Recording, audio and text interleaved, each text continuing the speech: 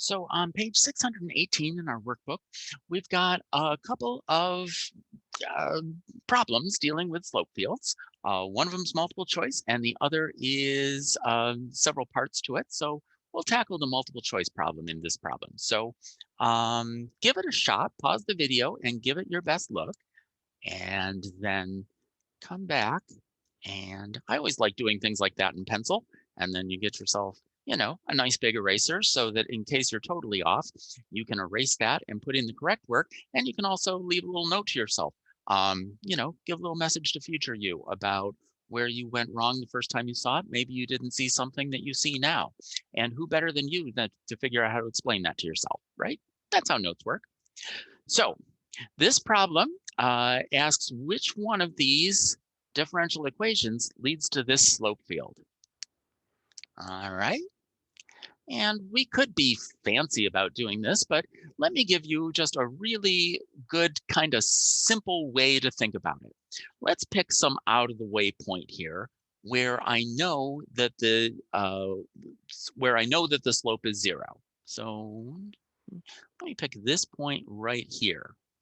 All right, so I know when x is equal to -1 and y is equal to 4, I know that dy dx is equal to 0 in this slope field. That's what a flat line means, a slope of 0.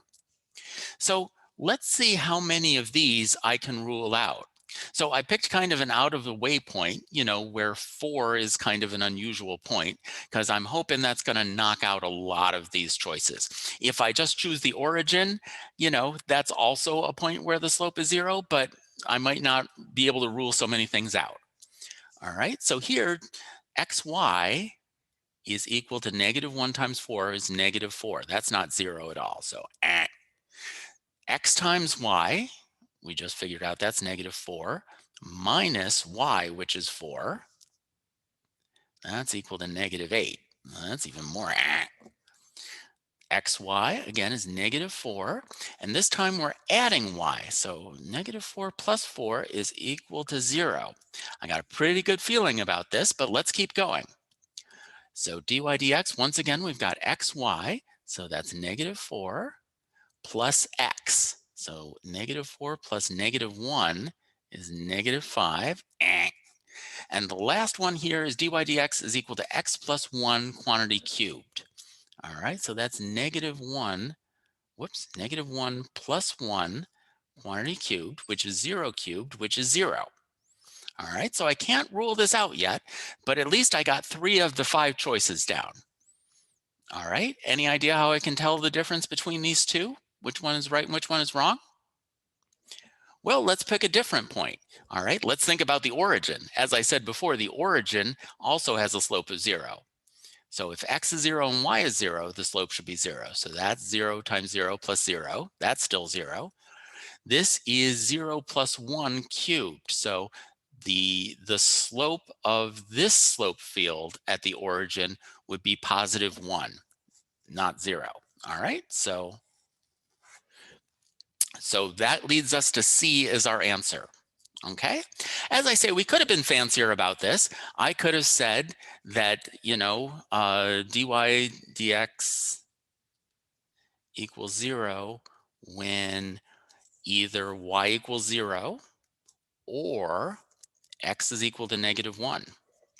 All right, and then putting those two things together, if x equals -1, then x plus 1 is equal to 0, or y is equal to 0.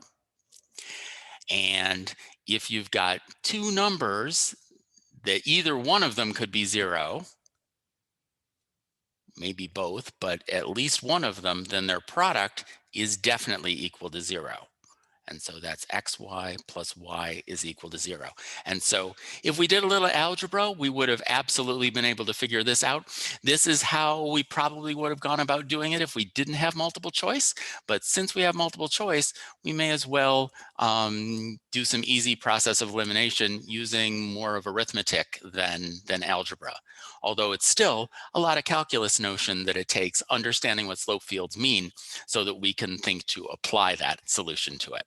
All right, so that was just kind of a simple problem, the kind of thing that if you understand it, you can knock out in 20 or 30 seconds and then move on to the next problem.